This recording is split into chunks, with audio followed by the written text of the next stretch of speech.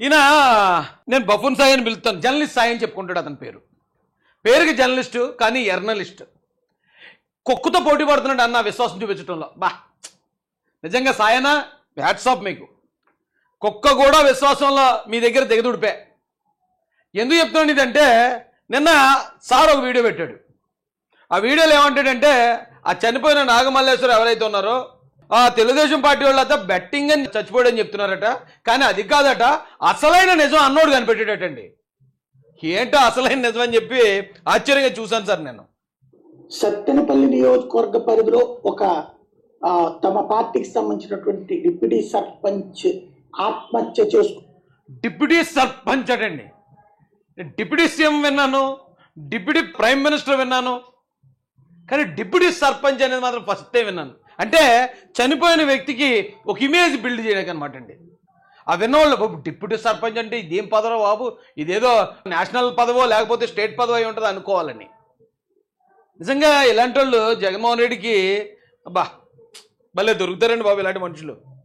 ఏడాది అయినటువంటి సందర్భం, తన విగ్రహావిష్కరణ సందర్భంగా జగన్ వెళ్ళడానికి వీల్లేదని వైసీపీలో చాలా మంది చచ్చిపోయారు, కానీ ఈయనకి మాత్రం డిప్యూటీ సర్పంచ్ గారికి మాత్రమే విగ్రహావిష్కరణ విధించడం. అయితే జగన్ వెళ్ళాలని నిర్ణయించుకున్నప్పుడు 100 మందితో మాత్రమే వెళ్ళాలి, 3 వెహికల్స్తో మాత్రం వెళ్ళాలి, టోటల్గా 10 వెహికల్స్ మించి ఉండటానికి వీల్లేదన్నటువంటి చెప్పడం. అయితే జగన్ అలాగే చేసుంటే కనుక ఆ 2 ప్రాణాలు పోకుండా ఉండును. బఫూన్ సాయి, నీ విశ్వాసం అర్థమైంది. కుక్కకు పోటీ వచ్చేస్తున్నావు నువ్వు. కానీ నిజంగా పోలీసులు పర్మిషన్ ఇచ్చినట్టే కనుక ఎల్లుంటే 2 ప్రాణాలు గాల్లో కలిసిపోకుండా ఉండు, 2 కుటుంబాలు వేళ అలవమని ఆడకుండా ఉండు కదా. బుద్ధి లేదేటది మీకు ఎవరికైనా అసలు.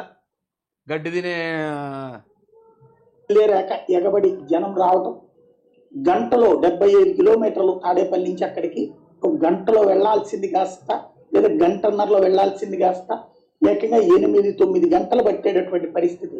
అన్నీ అంటే పర్మిషన్లు అన్నింటినీ కూడా అధిగమించి వెళ్ళారు వీళ్ళు. కానీ దాన్ని ఏదో పాజిటివ్గా చెప్తున్నాడు చూడండి. గంటలో వెళ్ళిపోవచ్చట, 5 వెహికల్స్ వెళ్ళి గంటలో వెళ్ళి పరామర్శించి వచ్చేస్తే ఏ గొడవ లేదు. కానీ అన్ని వెహికల్స్లో వెళ్ళేద్దారని చంపేసి మళ్ళీ ఆ ర్యాలీ కూడా 8 గంటల పాటు చేశారటండి. అంటే ప్రజలకు ఎంత ఇబ్బంది అండి అది. 8 గంటల పాటు ఏంటి వెళ్ళి ఒక పరామర్శకి వెళ్ళడానికి. కానీ అది గొప్ప. ఇప్పుడు మా బఫూన్ అని చెప్పేది అది చాలా గొప్ప. ఇప్పుడు జగన్మోహన్ రెడ్డి గారిని మనం అందరం చాలా మెచ్చుకోవాలి. భలే డోళ్ళన్నా బాబు మీరు. మేము కూడా ఇక్కడి నుంచి పోలీసు వాళ్ళు ఏం చెప్పినా దానికి వ్యతిరేకం చేస్తాం, అక్కడ ప్రజలందరినీ ఇబ్బందులు పెడతాం. దానికి కారణమైంది ఈ రిస్ట్రిక్షన్స్ తో కోపం వచ్చినటువంటి వైసీపీ కేడర్ అంతా కదం తొక్కడం, పెద్ద ఎత్తున అక్కడికి చేరుకోవడం, ఇదంతా జరిగింది.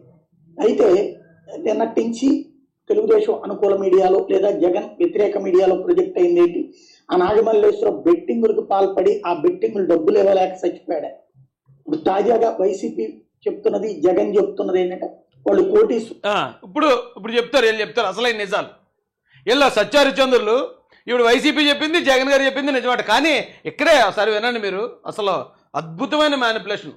నిజంగా ఇతను అనుభవం అంతా రంగరించి ఆ సంఘటనని ఎలా మలుపు తిప్పాడో చూడండి మీరు. 30-40 కోట్ల ఆస్తుందట. ఆత్మహత్య చేసుకునే పరిస్థితి కాదు, ఆత్మహత్య చేసుకోవడానికి కారణమైంది అతన్ని తీవ్రంగా వేధించారు. ఆ రోజున ఓడిపోయిన రోజున తనని బైండోర్ చేసి పోలీస్ స్టేషన్లో ఉంచారు. ఇతను అక్కడ ఉండగా వాళ్ళ ఇంటి మీదకి దాడికి వెళ్ళి ఇంట్లో లేడీస్ ఎదురుగుండా కావాలని మూత్రం పోశారు అక్కడ. ఆ విషయాన్ని ఆ లేడీస్ ఫోన్ చేస్తే ఇతను పోలీస్ స్టేషన్ దగ్గర నుంచి వెళ్ళబోతుంటే పోలీసులు ఆపి కొట్టారు. ప్లస్ అసలు చూడండి, ఇప్పుడు దాకా మొత్తం ఈ ఎంటైర్ స్టోరీలు ఎక్కడా లేదు ఈ సంఘటన. ఏంటంటే తెలుగుదేశం వాళ్ళు ఏంటంటే ఇంటి మీదకి వచ్చేసి వాళ్ళ మహిళలు చూస్తుండగా ఇంటి మీద రాళ్ళు వేసి మూత్రం పోసారటండి. అంటే ఆ మాట వింటే జనాలందరికీ ఇప్పుడు సెంటిమెంట్ రేజ్ అవుతుంది. అయ్యి బాబా నిజమే, మరి అలా చేయకూడదు కదా. తెలుగుదేశం వాళ్ళు అంత నీచంగా ప్రవర్తించారా అంటే వాళ్ళ మీద, తెలుగుదేశం పార్టీ మీద, కార్యకర్తల మీద ఎంత అసహ్యం నింపాలో అంత అసహ్యం నింపడానికి ఈడి బోడి ఆ ఎక్స్పీరియన్స్ అంతా ఉపయోగించాడండి. నిజానికి ఆ మాట ఆ కుటుంబ సభ్యులే చెప్పలేదు. రే సాయి, ఆ కుటుంబ సభ్యులే ఇదిగో మా ఇంటి మీదకి ఇలాగ వచ్చి ఇలా చేశారు, మహిళలు ఉన్నప్పుడు ఇలాగా అసభ్యకరంగా ప్రవర్తించారు అనేది వాళ్ళే చెప్పలేదురా బాబు. రే ఇందుకే అంటాను నేను, విశ్వాసంలో పోటీ పడిపోతున్నాడు కుక్కకి. జగన్మోహన్ రెడ్డి గారికి నిజంగా అబ్బా ఇలాంటి వాళ్ళు దొరకటం అద్భుతం అండి. అసలు ఆ ఒరిజినల్ వీడియో మీకు వాళ్ళ నాన్నగారు ఏం మాట్లాడారు ఆ రోజు, ఇది సంవత్సరం క్రితం ఆయన చనిపోయినప్పుడుది. ఒకవేళ నిజంగా అలాంటిది జరిగితే మరి ఖచ్చితంగా వాళ్ళ నాన్నగారు చెప్తారు కదండి, ఇలా వచ్చారు మా ఇంటి మీద దాడికి వచ్చారు వాళ్ళు, ఇలా ఇలా చేశారని చెప్తారు కదా. సంవత్సరం క్రితం వీడియో ఇది. వాళ్ళ నాన్నగారు ఏం చెప్తున్నారు వినండి ఒకసారి.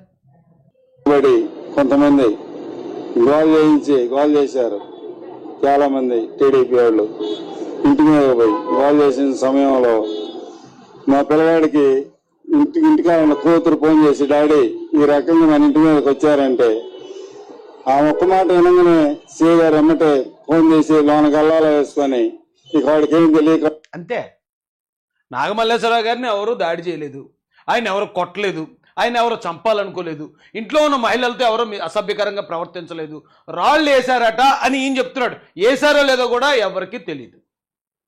కానీ ఈ బఫున్ సాయి గారు చూసారా, రాళ్ళు వేశారట, రాళ్ళు వేశారంటే మళ్ళీ అందరికి కోపం రాదు కదా, అందుకని మూత్రం పోసారట. అలాగన్నా కూడా కోపం రాకపోతే ఆ ఇంట్లో మహిళల్ని ఏదో చేశారట, లేకపోతే అక్కడ ఉన్న ఒక పసిపిల్లని ఇంకోటి ఏదో చేశారట. ఇలాంటివి కూడా క్రియేట్ చేస్తాడు వీడు. ఏం బతుకు సాయి ఇది? వాళ్ళ ఇంట్లో తండ్రి చెప్పలేదన్నమాట, ఆ ఇంట్లో ఉన్న ఆడపిల్లలు చెప్పలేదన్నమాట. అలాంటి మాటలు క్రియేట్ చేయడానికి అసలు కడుపుగా అన్నం తినేవాడు ఎవడని చేయగలుగుతాడు అలాగా? అక్కడ మహిళల దగ్గర మూత్రం పోసారట, అందుకనట ఇక్కడ ఇబ్బంది పడిపోయి అతను నేను అవమానం భరించలేకపోతున్నాను చచ్చిపోయాడు అని చెప్తున్నాడు వీడు. ఇప్పుడు క్రియేట్ చేసి సంవత్సరం తర్వాత బాబా అలాంటి వాళ్ళు ఉన్నారండి బాబు వీళ్ళు. నువ్వు ఇమ్మీడియట్ గా ఊరు వదిలిపోకపోతే కాల్చి చంపేస్తాను, నీ మీద రౌడీ షీట్. ఈ బొక్కల కహానీలు ఏం చెప్పుకో సాయి, పాలిటిక్స్లో ఉన్నవాడు ఎవ్వడో కూడా ఇలాంటి వాటికి బెదరడు. ఇంటి మీదకి వచ్చి రాళ్ళు వేశారనో, లేకపోతే నువ్వు ఊరు వదిలేసి పారిపోమన్నారనో, లేకపోతే నేను కాల్చి పారేస్తావు, అలాంటివి 100 సార్లు చెప్తారు. ఎవ్వడు భయపడ్డావు, వాటికి భయపడి ఎవడు సూసైడ్ చేసుకోడు. 30-40 కోట్లు ఆశపడ్డాను నువ్వే చెప్తున్నావు కదా, వాటికి భయపడిపోయి 30-40 కోట్ల ఆశపరుడు ఆత్మహత్య చేసుకుంటాడా? నువ్వు చెప్పే మాటలకి నీకే పొంతం లేదు సాయి. ఎంత ఎత్తున్నారు ఎట్రా బాబు నీకు, ఎంత ఎత్తున్నారు, ఎంత దారుణం కక్కెత్తున్నావు. ఇలాంటి దరిద్రులు ఉన్నారండి. వేశారనో, లేకపోతే నువ్వు ఊరు వదిలేసి పారిపోమన్నారనో, లేకపోతే నేను కాల్చి పారేస్తావు, అలాంటివి 100 సార్లు చెప్తారు. ఎవ్వడు భయపడ్డావు, వాటికి భయపడి ఎవడు సూసైడ్ చేసుకోడు. 30-40 కోట్ల ఆశపడ్డాను నువ్వే చెప్తున్నావు కదా, వాటికి భయపడిపోయి 30-40 కోట్ల ఆశపరుడు ఆత్మహత్య చేసుకుంటాడా? నువ్వు చెప్పే మాటలకి నీకే పొంతం లేదు సాయి. ఎంత ఎత్తున్నారు ఎట్రా బాబు నీకు, ఎంత ఎత్తున్నారు, ఎంత దారుణం కక్కెత్తున్నావు. ఇలాంటి దరిద్రులు ఉన్నారండి, తెలుసుకోండి.